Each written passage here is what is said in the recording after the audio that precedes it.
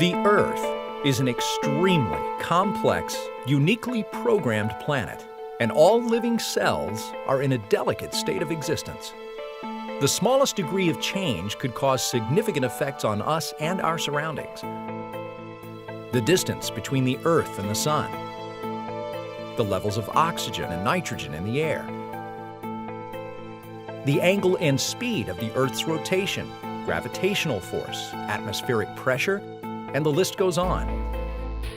If any of these parameters were to change, even slightly, Earth would not be the planet we know today. We're living on the most unique and robust planet in the entire universe. In fact, the more we research, the more we discover just how much of a razor's edge we're really on. Hi, I'm Chris. Join me as we explore the programming of life on planet Earth.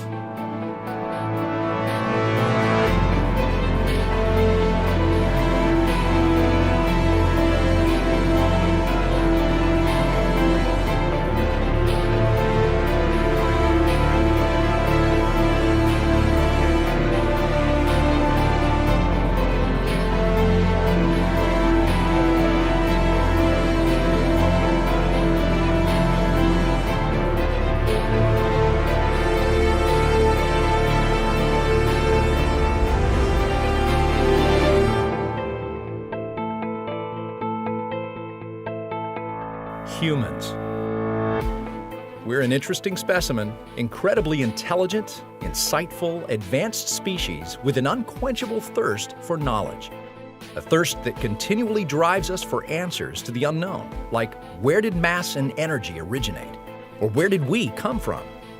Although science has no answers to these mysteries, we can look around us and observe our surroundings in order to better understand ourselves and our extraordinary planet.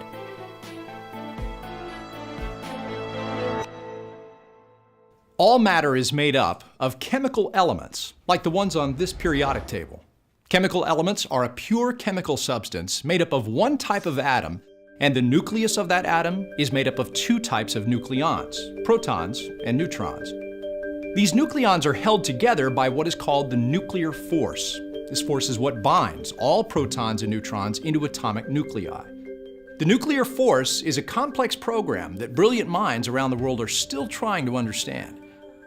Elements are the building blocks of all matter and are distinguished by their atomic number, which is the same as the number of protons they have in their nucleus. For instance, the nucleus of an atom of oxygen has 8 protons, while the nucleus of an atom of carbon contains only 6 protons. If we chemically bond one atom of carbon with 2 atoms of oxygen, we get the molecular formula CO2, which of course is carbon dioxide. The bonding of molecular elements is very important when considering the programming of life. Each bond is determined by a chemical program prescribing exactly how the elements will bond and how strong the molecular bond will be. The chemical bonds are programmed by the electron shells that they share electrons, and that determines the distance between the atoms, it determines the bonding angles, it determines how they fit together, which ultimately determines the chemical bonds. There are 4 main elements that all life is composed of: hydrogen, oxygen, nitrogen, and carbon. Hydrogen makes up about 59% of the atoms of life and is the most prevalent component of life. Hydrogen not only forms bonds with carbon, creating hydrocarbons, but it also combines with oxygen to form the compound most critical to life, water. When scientists examined the element hydrogen, they found that it would not exist if its strong nuclear force were larger. And if that force were smaller, hydrogen would be the only element in the universe. The nuclear force constant has been shown to be an extremely finely tuned parameter upon which all living organisms depend. Oxygen makes up 24% of a cell's atoms and is critical for metabolism in most life.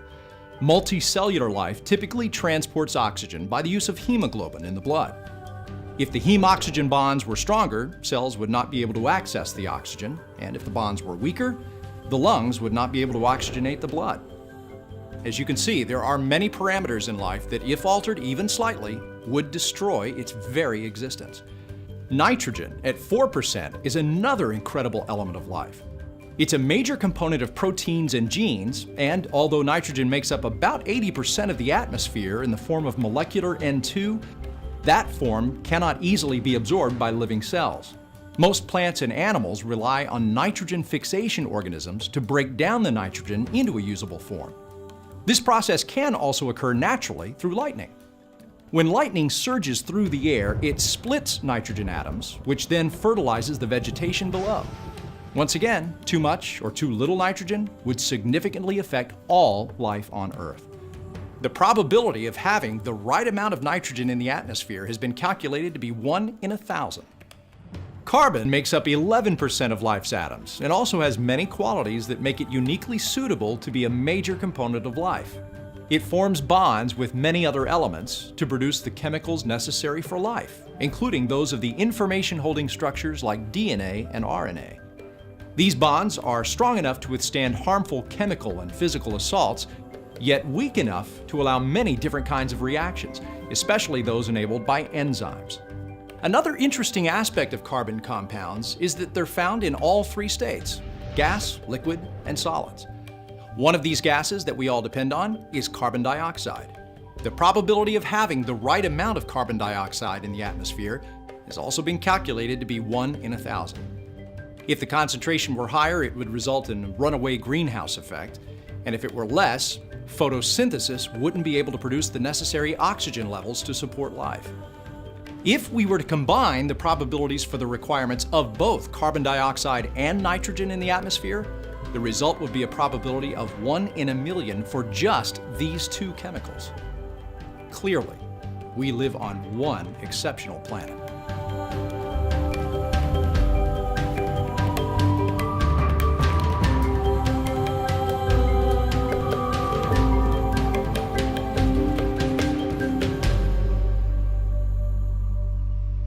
There's an extremely common and critical chemical substance that's so essential to life that some consider it to be a programmed masterpiece, and you probably take it for granted every day. H2O, or water, is essential to all plants, animals, and living organisms, and it appears in nature in all three common states of matter. It's found as vapor in the air's humidity, seawater in the oceans, icebergs in the polar oceans, glaciers and rivers in the mountains, snowflakes in the midwinter air, and in aquifers surging under the ground. H2O is a universal solvent which carries nearly all other compounds needed by life, and it has many unique properties which are critical to the existence of life.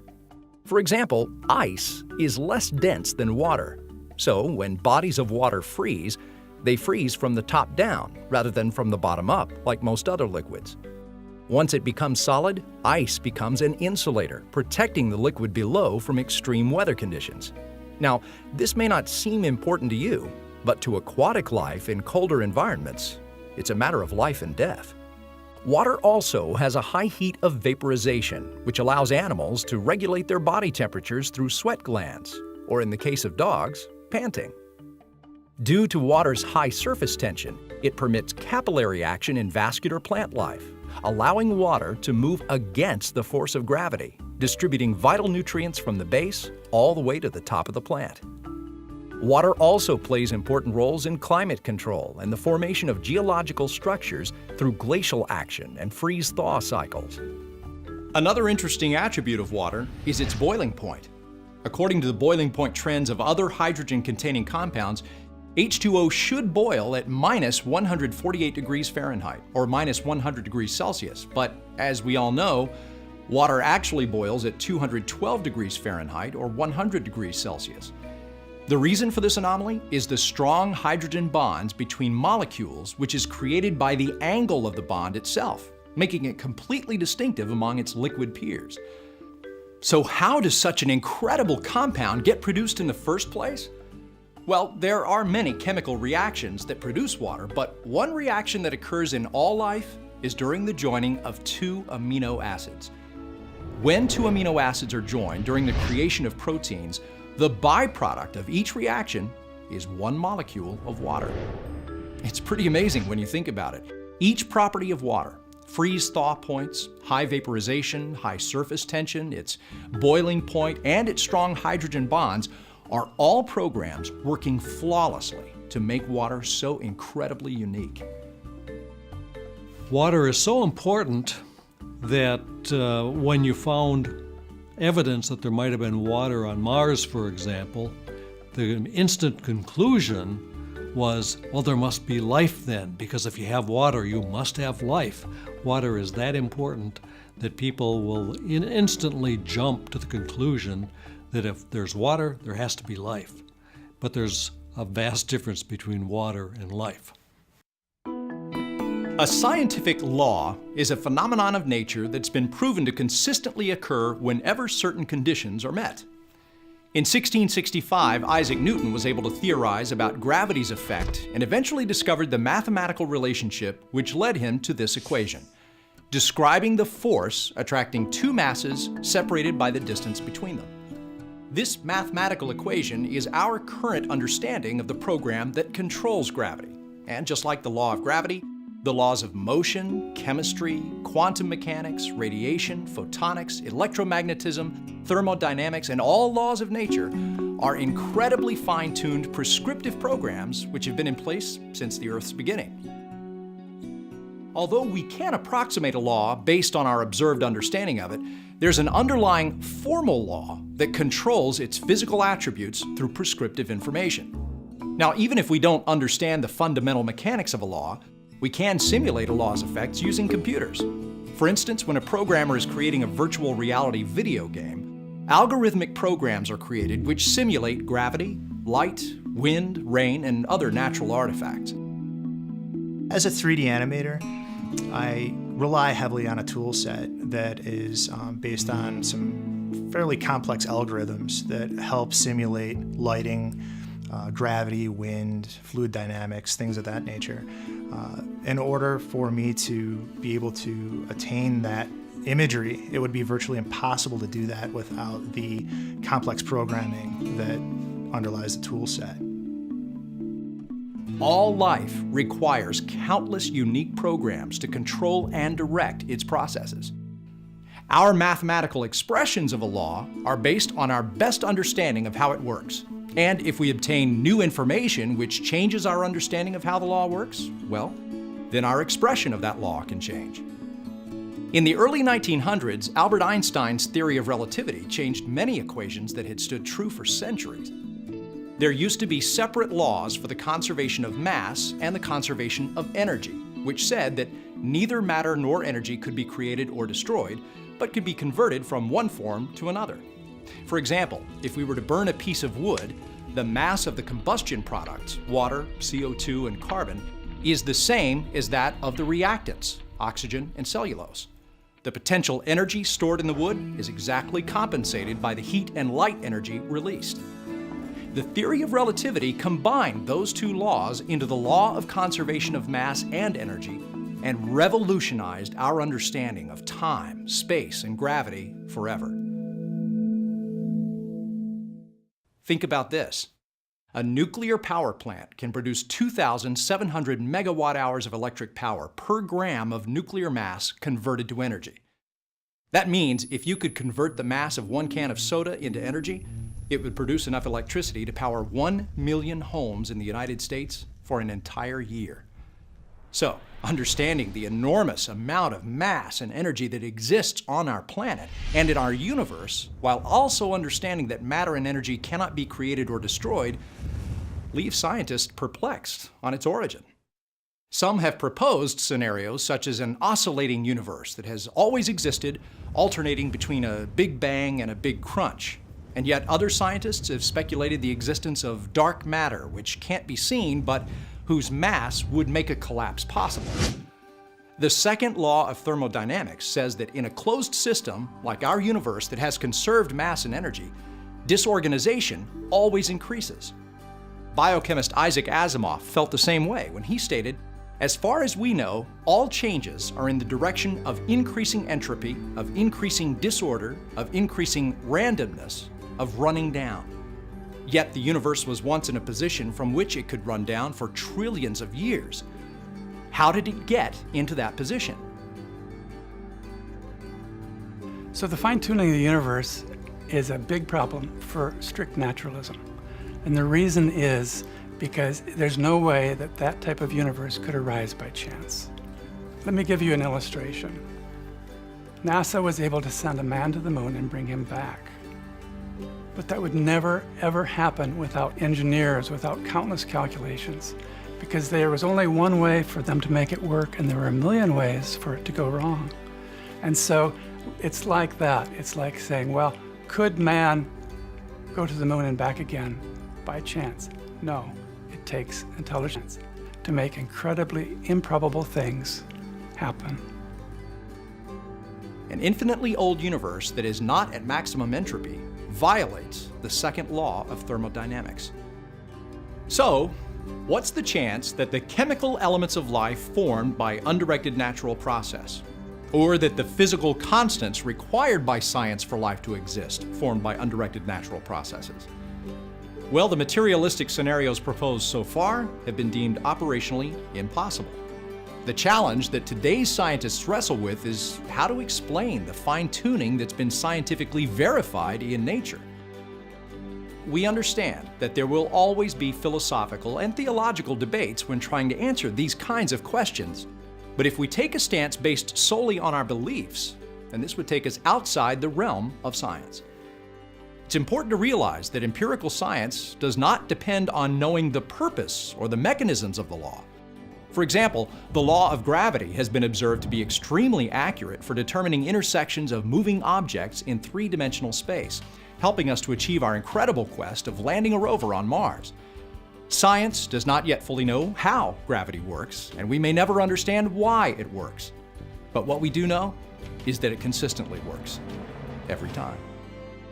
The process of critical thinking is essential if we are to develop what we feel is a true understanding of our Earth and our universe.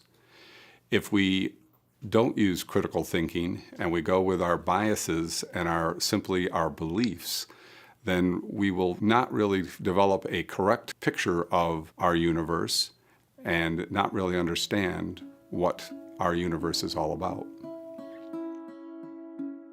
People interpret data differently, largely based on presuppositions and training. Currently, those adhering to the undirected natural process scenarios are in control of the vast majority of the scientific community. So those holding any other view are, for the most part, shunned as being unscientific. And yet, chemical evolution is still taught as fact in public school systems, despite its lack of scientific evidence, and in some cases, deceitful practice. In the late 1800s, biologist Ernst Haeckel had a theory that human embryos had gill slits, which he believed was proof of evolution. By the early 1900s, his drawings had been disproven and exposed as fraudulent. However, up until 1960, all textbooks used Haeckel's theory to support Darwinism. And sadly, some textbooks still use Haeckel's example today.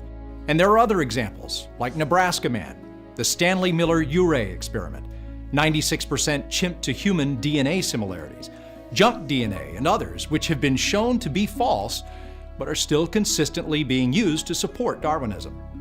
How can we, as a scientific community, allow this kind of deceptive information to continually poison our classrooms? Can we really expect our students to grow and flourish under these misrepresentations of science? If we teach students information that is incorrect without qualifying it in some manner, then the student is going to develop an unclear understanding of how the scientific process works. In the long run, that will undermine science, and eventually people will not trust scientific discovery.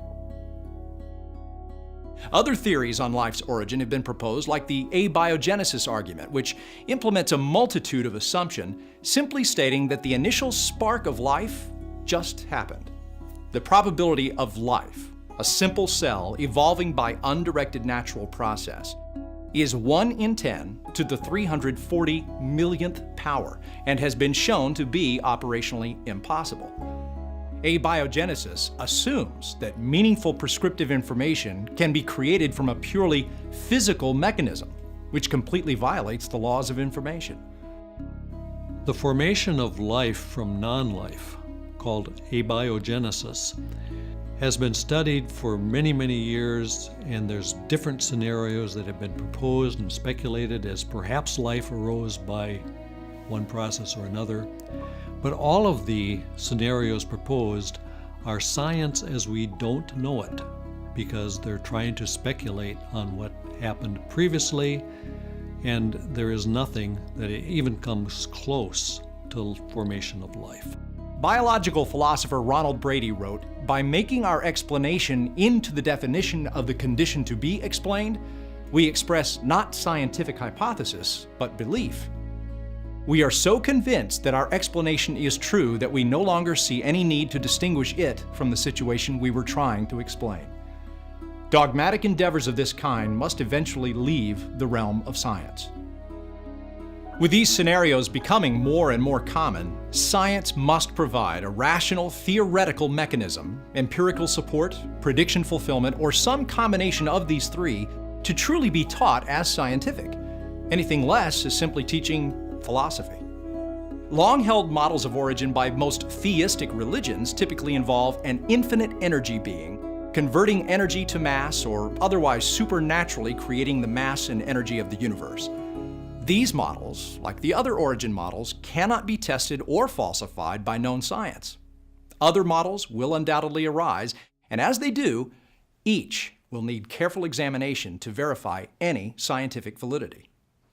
Paul Davies, a professor of theoretical physics, wrote, "The really amazing thing is not that life on Earth is balanced on a knife edge, but that the entire universe is balanced on a knife edge, and would be total chaos if any of the natural constants were off even slightly. Even if you dismiss man as a chance happening, the fact remains that the universe seems unreasonably suited to the existence of life." In 2009, astrophysicist Dr. Hugh Ross prepared a list of 501 parameters that any planet or comparable site within the universe would have to possess in order to support bacterial life for 90 days or less. This list was based on a study of more than 650 research papers, which were published in astronomical and astrophysical literature. From this list, Dr. Ross formulated the probability of any single planet in the universe meeting these 501 parameters. Here are some of his summarized findings. The probability for a planet to have just the right amount of atmospheric oxygen, carbon dioxide, and nitrogen to support the simplest life is 1 in a billion. If the gravitational force were altered by 1 part in 10 to the 39th power, our sun would not exist as it does now, causing the Earth to be uninhabitable. If our solar system didn't have large planets like Jupiter and Neptune to accumulate space debris, the Earth would be struck by so much debris that life could not survive. And these are just a few of Dr. Ross's findings. The probability of all 501 parameters being met in a single planet is a mind-blowing 1 in 10 to the 311th power. That's a 1 followed by 311 zeros. Here's an example to help explain what this means.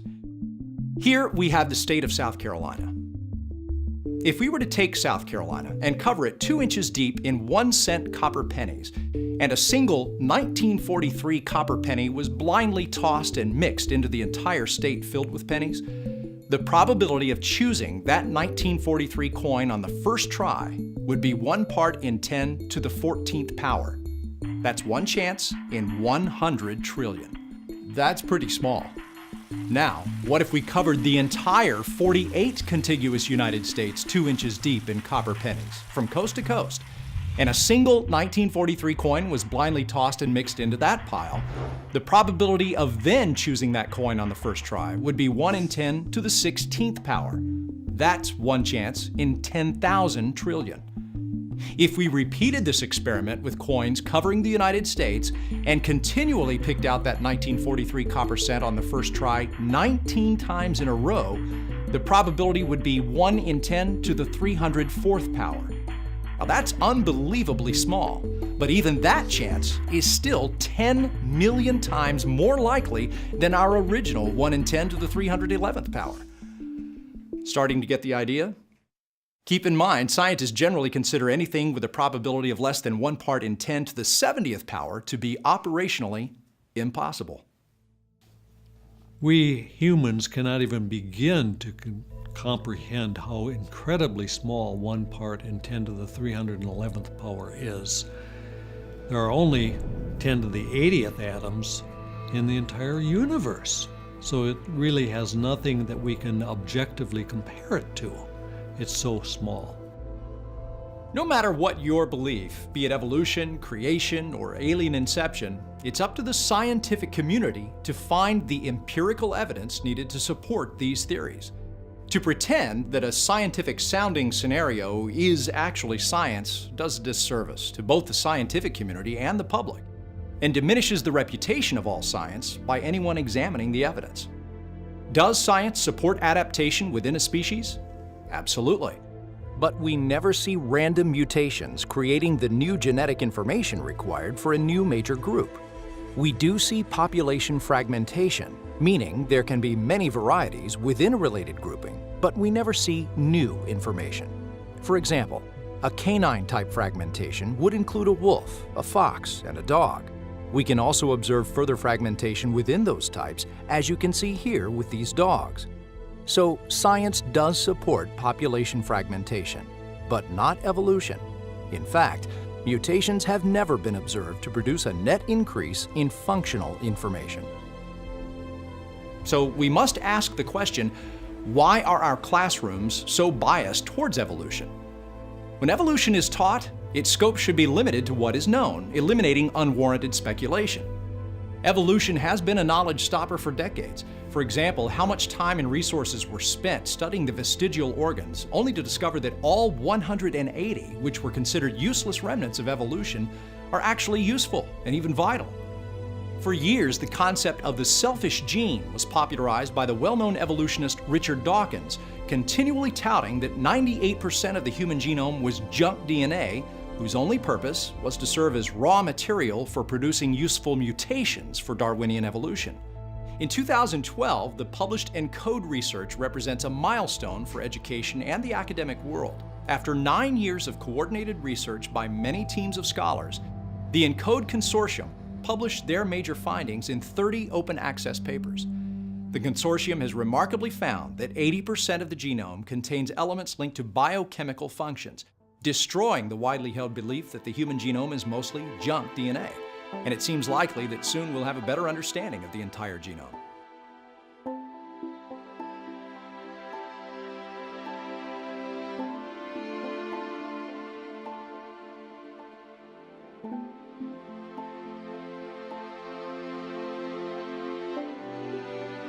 Had we not adhered to evolutionary thought, we'd have understood DNA for what it is, an incredibly complex and beautiful language within the cell whose programming directs all aspects of operation. Had we not been under the belief that junk DNA existed, where might science have led us today? DNA and RNA are computer programs that continue to astound us, not just in living organisms, but in their ancestors as well. The fossil record is a historical record of the programming of life on the Earth. Preserved deep within the rock layers, we find millions of organisms which all started from a single cell, but through the genius of real computer programs, DNA and RNA, they have developed into incredible organisms. The probability of forming the simplest single-cell life without taking into consideration the programming within the cell has been estimated as 1 part in 10 to the 340 millionth power. That number is far beyond anything to which we can relate, since there are only an estimated 10 to the 80th atoms in the entire universe. The probability of forming a multicellular organism by chance processes is truly incalculable, and the formation of millions of species, each with a multitude of differentiated cells, is truly incomprehensible. In the mid-1800s, there was a discovery made in the fossil record known as the Cambrian explosion. The Cambrian explosion was an abrupt, rapid appearance of most major phyla, displaying a major diversification of fully formed organisms in that era, an era which makes up less than 0.1% of the history of life on Earth. In his book, The Blind Watchmaker, Richard Dawkins says it is as though they were just planted there without any evolutionary history. Chinese paleontologist J.Y. Chen, who lectures around the world, stated recent fossil finds in China are inconsistent with the Darwinian theory of evolution. And British paleontologist Bud Graham said the expected Darwinian pattern of deep fossil history stretching millions of years into the Precambrian has singularly failed to materialize. Through millions of drilling and excavation sites, building projects, and scientific endeavors which have taken place all over the world, we have uncovered billions of exceptionally preserved organisms, and after careful investigation, few have ever been shown to be a transitional fossil, though millions should be present. Paleontologist and evolutionary biologist Henry G. noted that to take a line of fossils and claim that they represent a lineage is not a scientific hypothesis that can be tested, but an assertion that carries the same validity as a bedtime story, amusing, perhaps even instructive, but not scientific. The Cambrian explosion shows us that there was a point in time when there was a sudden increase of fully formed, highly programmed organisms with no prior evidence of evolution or transitional fossils. With a century of intensive collecting behind us, we now know these exceptionally preserved biotas occur globally. So how did such an abrupt explosion occur in the Cambrian fossil record with no prior evidence of evolving fossils? Since the release of Darwin's book On the Origin of Species, published in 1859, our scientific techniques, technology, and discoveries have advanced by leaps and bounds, showing us that Darwin was wrong on his ideas of the origin of species. Natural selection cannot explain the existence of millions of living organisms, each of which contain millions of unique computer programs controlling the information of life. Scientists, students, and critical thinkers alike are examining and questioning how such exquisite programming could arise by chance processes. If we base our science on false ideas and things that are not shown to be true, then we basically are building science on philosophy and not on evidence. And we need to get back to where we go where the evidence leads. Following Chen's announcement of his Cambrian fossil research, German biologist Dieter Walassek declared while rallying his Western colleagues around him, "It doesn't matter if you find it or not. It's there. It's by law. All of the major taxa should have been there in the Precambrian, whether proved or not." The idea of valuing a theory over data is unscientific, and because this is not an isolated incident, it's giving Western science a bad name. A person isn't free to employ critical thinking until they hear both sides of an argument or until they hear the different perspectives on an issue. If a person is only informed about one point of view, they obviously can only accept that point of view. If they're shown several points of view, then they can employ critical thinking, and they are greatly empowered to make decisions for themselves of what they believe and what they think is right and what they think is wrong. So we understand this generally in the educational system, but on certain controversial topics, this is rejected and people say, no, we're going to indoctrinate, not do education. And that's catastrophic because basically we're denying the students the right to hear both sides and to choose. And that's just fundamentally wrong. It's just unethical. When alternatives to naturalism are explored, we can experience a well-rounded education and adhere only to the empirical evidence which has been proven. Theories should be repetitively tested using scientific methods until they fail. And if a theory is continually tested and does not fail, then and only then does that theory become viable. Evolution has fallen short in the areas of geology, biology, astronomy, and most recently, information science, and yet we continue to hang on to this broken theory. If something can't be proven feasible through scientific principles, it should not be considered science. Understanding this incredibly simple concept will allow us to recognize what is science and what is philosophy. If we truly want to make scientific progress, we need to put aside our biased beliefs and work together to examine and discover our future. Thanks for joining me and opening your minds to the world of critical thinking and the programming of life. I look forward to the future of science and where it may lead us. Until next time.